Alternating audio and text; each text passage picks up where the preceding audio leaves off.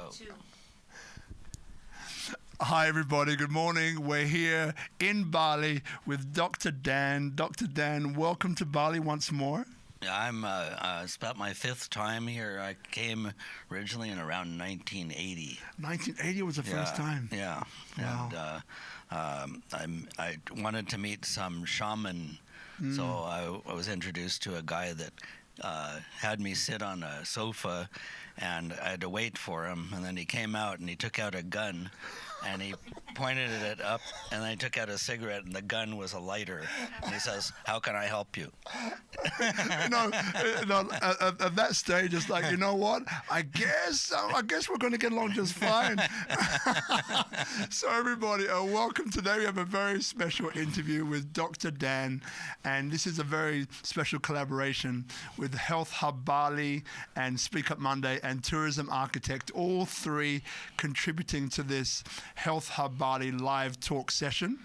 And today, Dr. Dan, after this, we'll only have an hour with you. Only an hour. Okay. Goodness. And then after this, you're going to be whisked away to Ubud for another event, and you'll be back in a few months' time, I think, to do more. Maybe sooner. Maybe even sooner. Yeah. That'd be wonderful. Wonderful. So for those of you who don't know Dr. Dan, some of you obviously do, he is the founder of Alfa ThermoDiagnostics. There you go, Alfa ThermoDiagnostics. Now, what we're going to talk about today is why this invention, I'm going to call it that, if I may this time, is so incredibly important and pivotal, because this is all part of we're doing this Future of Health series, which is curated by Health Hub Bali. And the next one, by the way, will be here at Tropical Nomad the first week of June. So make sure that you catch that one. We have a wonderful panel that we've been curating just for you. But today we're going to talk about this scanning. We're going to talk about why it's relevant, why it's important, and its applications, and why it's doing. I mean, that conversation that we originally had, we'll get into that in a minute, which I think is an amazing way to save lives. Right. Through being able to scan in advance, so you can have these signals and warnings, so you can take the appropriate treatment and save thousands of lives, perhaps millions. So right. Well, we've been doing this now for about 10 years. It originally came from Germany, the whole technology of taking point measurements of the skin 2 times before and after the body is stressed just with the room air. So our normal temperature, I don't know whether you use Celsius here or Fahrenheit, but 20 to 23 degrees Celsius, which is 70 to 74 degrees Fahrenheit. And the body then goes through a stress reaction, not unlike the treadmill is done with cardiology. We're trying to stress all of the internal organs and the whole body equally, so that then we see the response, because it's in the response that we can evaluate how every organ is connected to the skin through the nervous system. So it's actually a neurologically based test based on the autonomic, or your automatic nervous system that's working all the time, and it's controlling your distribution of heat and blood through the body that adjusts all the time. But if there's something wrong with my liver or my pancreas, or about 20 systems, then we can see that in the change from the first measurement to the second measurement, and then we can prioritize what systems are worse than others, and then we can adjust our treatments accordingly to the worst system, and then we can see into the body in a way that's doing a very sensitive estimation of further tests that might be done. Sometimes we even refer women to mammography because we see enough of a suspicion that's building before it manifests into a tumor. And one of the incredible things about this, as you mentioned before, is that it's non-invasive. So a lot of these machines which you find around there, it's pretty invasive, But this one is non-invasive. And as you mentioned, you're collecting a series of data points around the body, running it through some software. And then you're coming up with this wonderful, deep view of the internal runnings, organizings, mechanics of the body on a cellular level. Yeah, not on a cellular level, on a systemic level. Okay. So we are not interested in the micro like a pathologist. We're interested in looking at liver function, kidney function, the lymphatic system, the dentistry. We can actually, because the body is connected through the spinal cord from the organ to the skin, we can actually say, oh, it looks like you have an infection in this tooth, and then we send them to X-ray or CT for the final analysis. And I can't tell you how many times I've sent a patient to a dentist. They do just a regular X-ray like they usually do. They say there's nothing wrong. They send the patient away saying that our device has a problem, that it's over-diagnosing. 6 months later, the patient calls us and said, you know that tooth you found? That turned out to be totally infected. They had to remove it, and it was filled with pus, and they had to clean it and many of their symptoms disappeared because, as you know, the teeth are intimately connected to all the organ systems, like heart patients need to take antibiotics if they have dental work because the strep infections can get into the valves of the heart. So the teeth are very well connected to the organ systems, and we always have to clear that there's nothing going wrong in the jaw when we see organ problems, because very often that's the case. And we can identify that with the Alpha Sight 9000. That's the name of the device, Alpha Sight, so we can see it. And alpha means, in Greek, it means from the beginning to the end, so we can see the entire body in one 20-minute test. Wow, only 20 minutes. You know, I mean, even for those people maybe just tuning in now, saying, well, what's going on? We're here with Dr. Dan, talking about the future of health. And it makes sense, right? You have this non-invasive test, right, that technically you could probably do anywhere because it's running through software. Obviously, you need to have the person be able to be skilled enough to read what's actually happening. And it clearly is something that you've mentioned before, has the opportunity to save lives. I mean, that example before about someone's tooth, 6 months. I mean, imagine that for, as you mentioned, for mammography, for cancers and all these autonomic diseases which we're facing now. So then the question is, it makes such great sense. It works. Well, the autonomic system is the surveillance system and the switchboard for everything going on in your body. Okay. So there's not an organ that does not have an autonomic nervous system peripheral nerve connection to the sympathetic and parasympathetic nerves.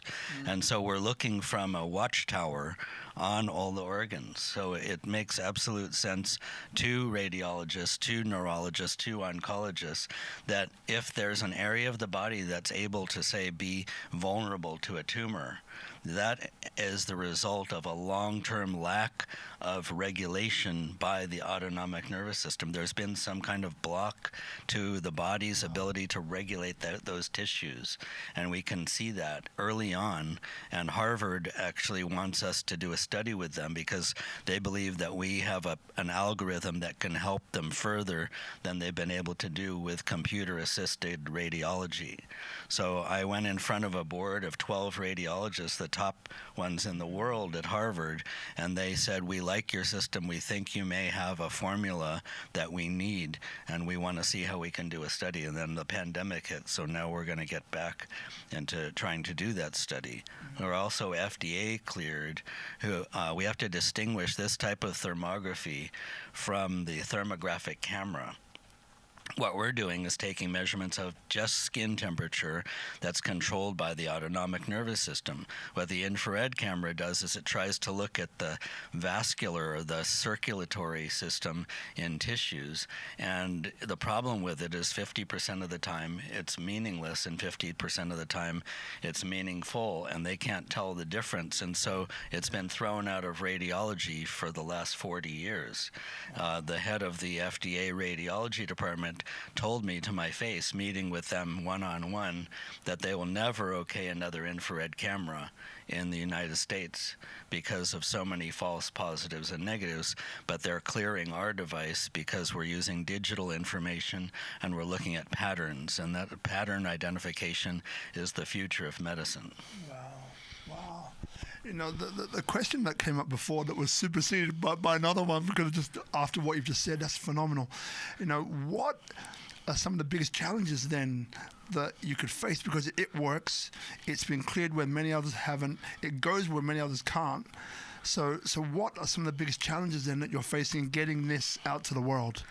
I would say we need, we're privately funded by friends and patients and families. That actually, one of my patients, who's a very wealthy man, gave me our first funding of $500,000 to go this far. We've actually spent a lot more than that. I wouldn't try this again if I had to, because there was a lot of learning money that and misdirected advice that you always have to be aware of. But we're evolving the technology even further now. And I think the biggest challenge is to do those studies at the level of university, and that will open the way with a peer-reviewed study being out in the open, so that then hospitals will start to take this in as a truly integrative aspect of their hospitals, because more and more hospitals are wanting to bring more people in, saying they have integrative or functional medicine. However, it's up until now just be a token word, and maybe they have a chiropractor or a massage practitioner, and they will advertise, oh, we now have integrative medicine, where it's not really. Real integrative medicine involves seeing things early on using scientific methods, and then using non-drug substances, if at all possible, that are not toxic, that even if you overdose will just make a person have diarrhea, and there isn't a big consequence to some of the more aggressive therapies that are, of course, necessary in things like cancer.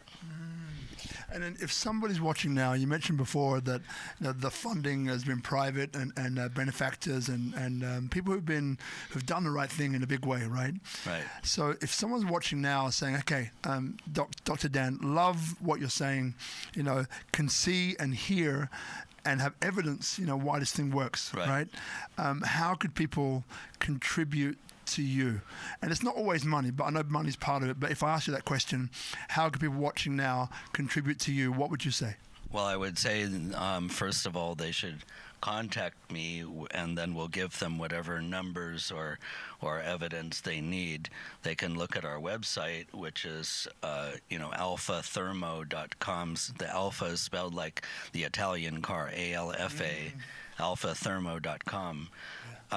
But our next stage is that we're integrating our frequencies, or our wavelengths, that have been measured to facilitate a research level sensor at the same time. So we're going to have a 2-sensor system, and we'll be able to gather by data mining and by deep learning, which is the new category of the new technologies that are going to solve a lot of problems, and we'll be able to discern much more information from doing the same test. So right now we have 175 devices in 24 countries, and we're gathering we have access to all of that data coming in. So we have some clinics that are doing about a 50 to 75 tests per month, and if you can times that by 100 active places doing the same amount, we have quite a big data mining possibility. Yeah. Got it. Yeah. And you mentioned new technology, and we live in this incredible age where there's so many projects now using the Internet of Things, blockchain, and so on and so on and so on. So which other applications of new technology can you see coming in that will be able to benefit a system like yours? Oh, I see. Well, I think there are certain aspects of the immune system that we don't all take note of. There are ways to look at the blood through what's called dark field microscopy of the blood. So that's something that we do in our clinic. But, you have to have the correct licensure to be able to do that. So I teach that as well. I'm not sure. I think that being able to discern from the patterns that we have even more information, like now we have an algorithm for microorganisms in the brain. So we've been able to, through ultrasound, looking at refluxes in the venous outgoing venous circulation from the brain and interruptions in that through ultrasound, and we compare those readings in ultrasound with our thermographic results, and we were able to find a new algorithm or pattern that's typical of Lyme disease. So Lyme disease isn't well known in Asia, but it's going to be here soon. And with all of the things that we don't understand, like COVID, these have an aspect that we believe we'll be able to see and identify as we gather the data. So I think there's still a lot of depth that is potentially there with our technology. Wow. You know, two questions come in. One is to do with COVID, but the other one is that, you know, Tracy has obviously brought us together, Tracy G from Hub Bali, who's sitting not so far away from us off camera, smiling as she does, looking beautiful, by the way, loving the hair. So, you know, one of the things that we've been speaking about, which I think is really important, is that so she has this wonderful network, or is aligned with this wonderful network of health professionals all over the world. Now, you, my friend, have got many years left in you, but some have not. So I think it's so important that perhaps new technology can be used in a way to capture the knowledge, right? Because you mentioned that you need to teach people how to do this. Right. You know, so then it's almost like, how could this work without you being here? Even though we love to have you here, right?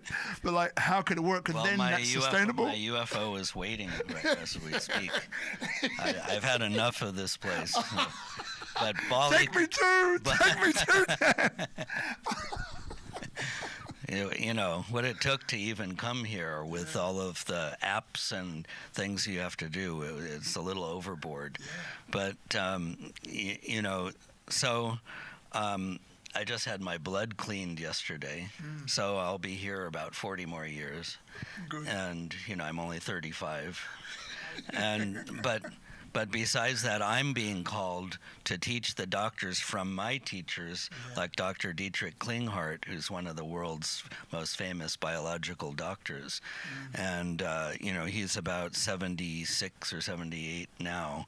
And so I've seen all of the masters, especially from the ones from Germany that have been my teachers, slowly pass. And I've had some of the younger ones come to me and say, look, you knew all these doctors. You need to write a book about what, you know, all of these forms of medicine that are being lost.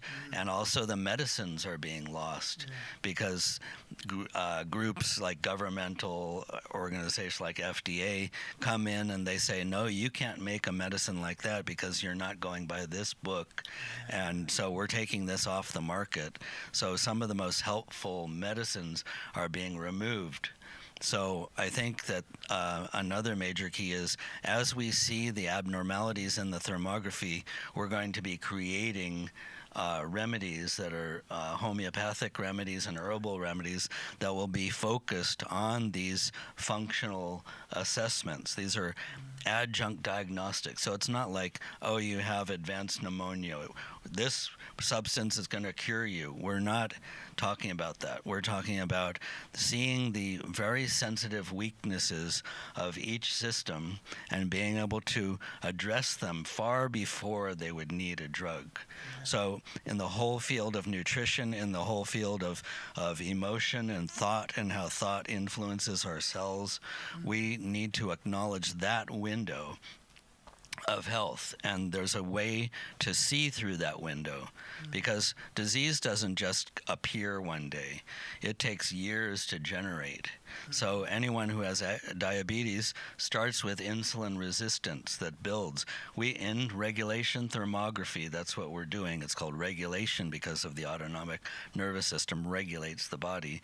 Regulation thermography or thermometry, we can see the pancreas points, the 2 points just above the navel on either side.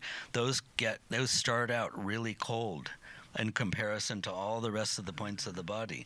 When those points get cold, that's insulin resistance. So we've done the research, and the Germans did most of the research where they send them for an A1C, which is the test for insulin resistance, and you'll see that the people who have this sign in thermography have the A1C above 6.0, which is the building of a pre-diabetic and diabetic state.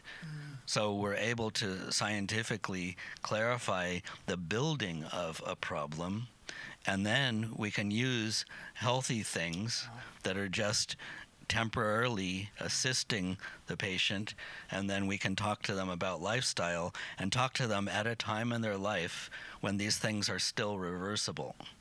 So there's breast cancers that are reversible, called differential carcinoma in situ, which is crystals that form, calcium deposits that form in the breast before cancer happens, and there's about 10 stages that are not yet cancer until the end stage.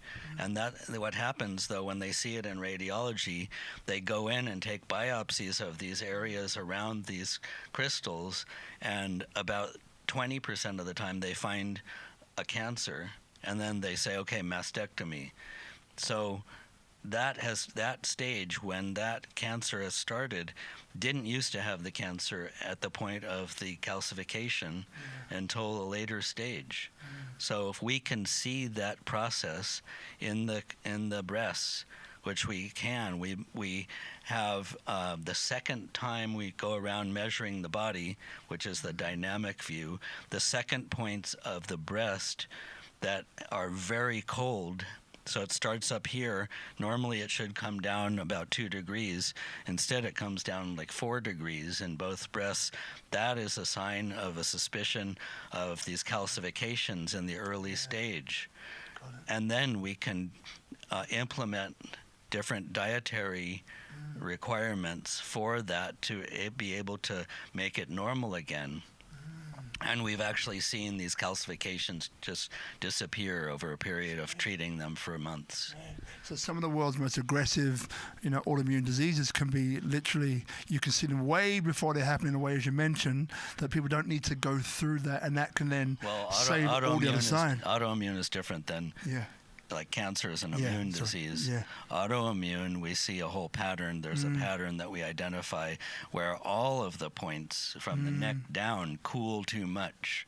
And so we can see the beginnings of an autoimmune disease. And very often autoimmune diseases start with an infection, an initial infection in the lymph or in the teeth.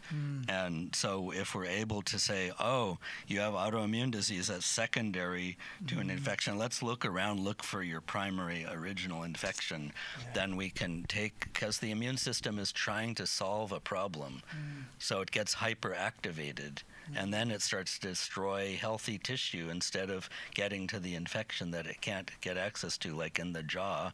The immune system can't get access. That's why dentists have to pull teeth and then sometimes use antibiotics after that, or inject antibiotics, because the teeth have a separate kind of circulatory system, not unlike the brain. Thank you. That makes perfect sense. And one thing about application, so real-world application, as you mentioned before. So would you mind just spending a minute or so explaining what's happening in India? Because I think that's a brilliant What's example. happening in India? Yeah, with the scanning that when we originally sat down today. Oh, well, we just set up our first 2 systems in Chennai and Pollachi and Tamil Nadu in South India with Dr. Arul's clinics. And I taught all the doctors there how to use it and how to read the reports that come. So they're excited about it because this is a way to view scientifically what you're trying to diagnose from looking at the person and looking, it's kind of like psychiatry. Psychiatry is the only form of medicine that guesses at what's wrong with you and throws drugs at it. They don't visualize brain function in any way until Dr. Amen came up with the SPECT dynamic scan. And the SPECT scan is a way to look at how the brain is uptaking a glucose isotope and thereby mapping out hyperactivity and low activity of the brain in a dynamic way, because you look at how that glucose gets taken up and gets cleared. And so he's able to visualize now what he's doing in the brain, so you don't just haphazardly prescribe drugs, but because one person with one form of schizophrenia could have a totally different reason why another person does. And it's the same with the body. The body is so individual that you can have a diabetes patient with pancreatic abnormalities, and you can have a diabetes patient with hepatic or liver abnormalities being the major contributor, and then you'd be treating both of them the same way, and you're not going to get the similar results if you treat these two people the same way. So we're able to differentiate the individuality, and that's the whole secret of all of medicine, is to stay with an approach that takes into consideration that everybody is a different individual, and everybody needs something a little bit different. So, it helps us by way of a simple 20-minute test show immediately within seconds of the results coming that you can have such a window on their individuality, and then you have treatment plans that are mapped out. Here's what you do for that. Yeah. I mean, like, what would you say? Because something which you just mentioned that just piqued my interest. You mentioned about psychiatry being, in a way, like a gas, and then you throw drugs at it. So this is revolutionary in many ways. So, like, how in this integrative model, like, what is the willingness from other modalities to accept something like this? I see. Well, the people that are, most of our clients are integrative or alternative medicine practitioners. Okay. I would say about 70% of our users are MDs, but they're MDs that have said, okay, I'm done with med school. There's something wrong with the model. We're saying that we don't want to be using antibiotics. It took them long enough to realize that antibiotics prepare the body to antibiotic-resistant diseases, that there are too many problems that might not need antibiotics, or to the extent that they use them, or they may be called to use stronger and stronger antibiotics, which have secondary side effects like kidney damage that we don't want to do anything to encourage.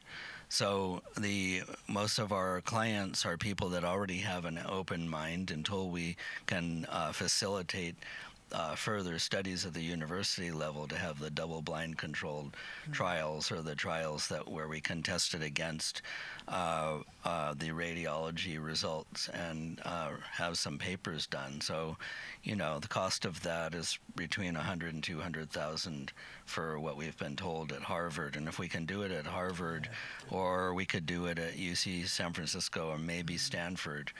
We're located about a half an hour from Stanford University in California. Those are centers that would be easily recognized worldwide, and that would give us right now we're working on engineering the new technology and dealing with that transition of making an upgrade to the whole system. But if anyone wants to come in and help us out, we're interested. We have shares. We're a private company. We have shareholders, and we have great engineers. Some of them have worked for Tesla and some top Silicon Valley companies. So we're well on the way to greatly improving our contribution. And as you mentioned, contribution, I mean, that's what you're doing, right? You're giving, I guess on the most simplest form, this human body that we've all been given has this wonderful way of, the homeostatic mechanism of controlling itself, of healing itself, and so on and so on and so on. And then our modern day lives and things we do, things that we maybe shouldn't do, but the things that we don't even know that we're doing is having this impact. Well, I think the biggest problem with man right now is that he's not going and utilizing his own inner knowing, and instead he's paying too much attention to what is outside. And as you can see, it's a mess out there. and it's a lot of disinformation is going on that we're not being. We should not especially listen to what we're being told in social media or media, that and there's a lot of fear behind it. We cannot get anywhere with contributing to medicine and science with fear in the background. So that's our biggest challenge on the planet now. I'm here to contribute to it. I'm not here to get rich. I'm not here to impress people. I'm here to give a gift that I happen to have fallen into and to leave that here. And so I'm interested in anyone that has the same kind of philosophy. Love that, Dan. I feel it, Yeah. And then we spoke about fear before, about social media and these other inputs. Let's call it that. So maybe for people watching, they're probably saying, okay, so I understand, the value of what you're doing. I understand the value of the contribution. I understand how you support the human body. I understand that this can be global in a heartbeat if you've got all those, you've got the model. It's just about now the financing. Okay, got all of that. How do I begin to step away from the fear to then step into this? To realize that whatever you think is first radiated to your own cells. So if you're angry at anybody, if you have resentment, if you have conflicts with people, you have to understand you're walking around with that. That is radiating into your cells. So it affects you first. You need to not do that anymore. The way for you to not do that anymore is for you to send light and love and brightness and white light to your cells, and to forgive them, separate them, because you became too intermingled or entangled with whatever was their thing. You give that back to them, you take back what's yours, and then you send yourself light, and you keep doing that. It's a daily exercise. It's a constant exercise of changing those thoughts into ones that say, okay, you don't want anything to do with this person you've had conflict with. Bless them, see them on their way, and return to radiating positivity into your own body. That's the place you need to all start from. Thank you, man. Love that. And, maybe as we begin to come to an end to this, which has been thoroughly... if I asked you, Dan, like, the person I see before me is a extremely insightful, beautiful human being who's there not for himself but for people. It's funny, last night I was going through something, right? And then what I realized was, and it happened when I woke up about 4 o'clock this morning, was that it's not for me, it's for other people, right? And I get that with you, right? It's not for me, it's for other people. So the question which I've got for you then is, like, where did it start? Like, because were you born like this, or like how was your life when you were younger? Like, how did you become this person that we see before us today? I think it began probably thousands of years ago, but this lifetime, if you believe in not having reincarnation, I think by reading certain studies that have been done on cesarean sectioned babies, they think outside the box. They tend to almost feel like their parents might not be their parents, and get interested in science fiction and mysticism and all this. So when I was young, I used to have a lot of nightmares of the end of the world, Holocaust, tsunami, all the things like that. Watching the Japanese tsunami just reminded me, oh, I've seen that. I've been through that, So that kind of, and then getting into, when I was 13, I had like 2,000 books on astronomy and physiology, and I just started reading them. And so when my mom would get mad at me or my dad, they'd send me to my room and go, all right, this is great. Yeah. It was like, fine with me. I'm right in the middle. I was in the middle of something when he told me to come in for dinner. I didn't even want to eat. So then I got into parapsychology and yogis and met, Satchidananda and Yogi Bhajan and all these leaders, in those movements, and met some interesting people. And then I started playing violin. My dad took me to a symphony, and I said, I want that violin. Yeah. And so when you get into music, you get into a whole other reality that any non-musician will never understand, that how sacred music is, because it does something neurologically that nothing else does, because music is a ongoing wave, whereas our brains are off and on, off and on, off and on. So all the space is taken up with music, and that is a whole other level of reality. So then I had a friend that was working at the Neuropsychiatric Institute at UCLA with someone named Thelma Moss, who was a parapsychologist researcher in Kirlian fields around the body. So she had been to Russia and to Czechoslovakia and they had learned how to recreate this high voltage discharge where you could see some energy patterns around the body. So I was involved in her lab when I was 16, and I was alternating summers working there and working in neurophysiology with a neuroscientist, Fred Abraham, that was oddly the brother of Ralph Abraham, who was a good friend of Tim Leary. So then they all went to India, and they met all their gurus and all that, and went the spiritual path. But I was working in labs when I was 16, 17. I went to UC Davis as pre-vet, pre-med, and got into pure science. And I was doing neurosurgical research on stroke while I was taking normal classes. So I was always, doing something on the edge of science and parascience, and with a totally open mind to both. So the neurosurgeons would look at me and going, what are you talking about, Beilin? You better, just keep your hand still while we, occlude this cerebral artery.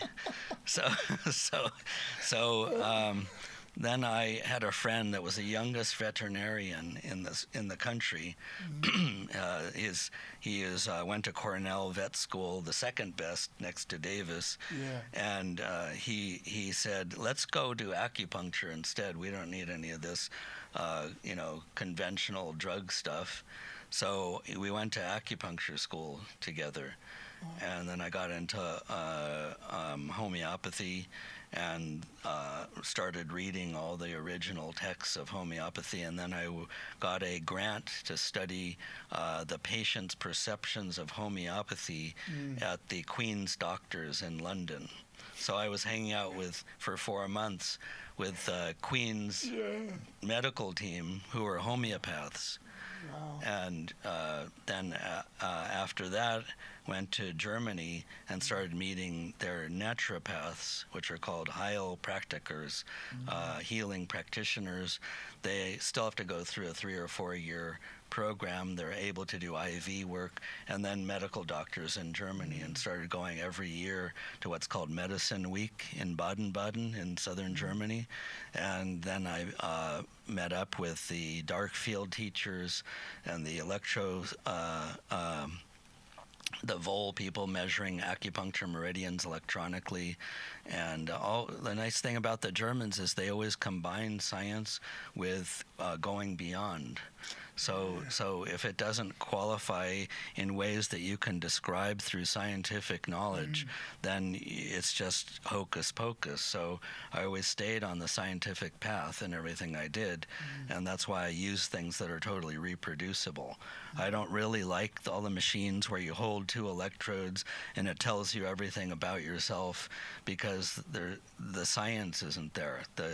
It's like random frequency, theoretical, non-reproducible. If you go and take the same test the next day, it's completely different. With things like the alpha regulation thermometry, we take a test now, and if we don't treat you, in 6 months we'll take it again, and it'll look the same. You have the same fingerprint, you have the same problems if you didn't change them, and so we're able to very reproducibly control what we're doing and to see progress that we make along the line. Thank you for explaining that. I really appreciate it. There's so many other questions that we'll do on another time, and you make me smile, Dan. But I smile most of the time. But what kind of future would you like to see? Because now you've started this, you're the whole way through. Okay. So, I'm interested to create something like what's on Star Trek, where we can just go up and down the body once or twice. Yeah. And all the software is doable now. All the sensors are doable. It's totally a matter of me having 2 or 3 engineers, one software. Software is everything, and the sensor systems are already done, and just having the funding to make that happen. So it's a matter of just sitting down with engineers once that happens, and so we'll be able to have a hand-carried portable unit that'll go direct to the cloud, and you have an instantaneous report that comes. So that's my goal. And it's absolutely doable based upon the autonomic nervous system. Wonderful, mate. It's been, by the way, while people watching can actually get this clearer, so how can people reach you? Oh, and that's easy. So my name is spelled Beilin, but you can reach me through alphathermo.com, ALFA thermo.com. You can reach me through you or Tracy. I don't know whether you want to put on here my contact information. Yes. My email is DRBEILIN, DRBEILIN at alphathermo.com. Wonderful. And look, so you'll be here. You're on a Health Hub Bali, what I call a magical mystery tour. I like to call it. So then next. By the way, I just saw Paul. Really? In Oakland, doing magical mystery tour, and he was magical. It was an amazing redo of some of the best Beatles songs that ever existed. Wow. And his band was incredible. So I saw the Beatles. My dad took me to the Beatles when I was like 9 or 10 in Dodger Stadium in L.A. And you couldn't hear much. It was 70,000 people screaming, but it was something you can never forget. And then the second time I see Paul, he's 79 years old. Doing the same thing. It's like, whoa, from 1964 to 2022, singing the same songs. You would have hoped the same guitar solos, or bass solos, or piano. You would hope that you would really hope they would have mastered it, right? I wish John were still with us. Oh, yeah. But and George. But Ringo's now touring again. Yeah, I heard that. So he always puts together a great band. Yeah. So I love music. Yeah. No. I don't know how people can be healers and not love music. Yeah. No, music's essential, man. Yeah. Well, look, Dr. Dan, thank you so much for spending some time. I know it's a very short hour? time. Yeah, it's probably past an hour, actually. Okay. Well, I could talk to you for 2 hours easy, even 5. Yeah. Now, for those of you here, so this is, again, Health Hub Bali. So make sure you go to Instagram, Health Hub Bali, and website as well, Health Hub Bali live series of talks. And we'll keep you updated on what's coming next. Make sure you tune in to our next panel. It's that one panel we do here at Tropical Nomad. It'll be the first Monday in June, so that's coming pretty soon. I think it's the 4th or 5th from memory. Just check the SpeakuP Monday. So all one word, SpeakuP Monday. All the details are there. We have a wonderful panel for you, and we're talking about baseline testing and why it's important. So we've set a beautiful groundwork today for that panel coming. Yeah. So look forward to seeing you there, and lots of love again, Dr. Dan. Been a pleasure. Thank you very much That's the indeed. name. Love. Love. Thanks for having me. Welcome, brother. Yeah, thanks. Welcome. Thank you.